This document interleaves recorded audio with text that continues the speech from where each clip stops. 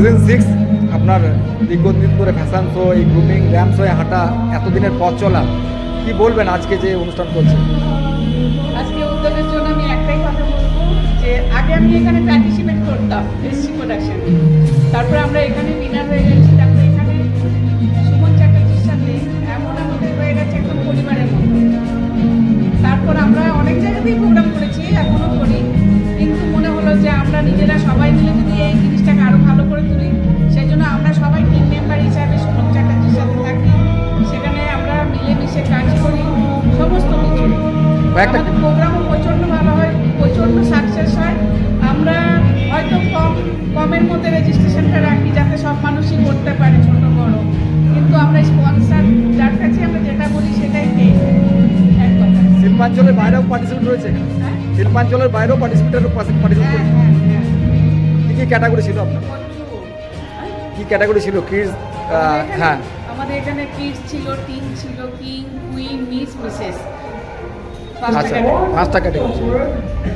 আচ্ছা, কী নাম আপনার? আমার নাম সোনালী সিংহ সরকার।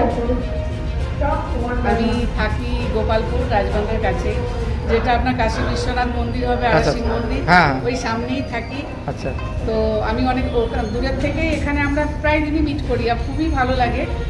অনেক জায়গাতেই করেছি, কিন্তু আমার এখানে কাজ করতে খুবই ভালো লাগে। এখন আমরা নিজেরা সবাই মিলে মিশে এই প্রোগ্রামটাকে করি।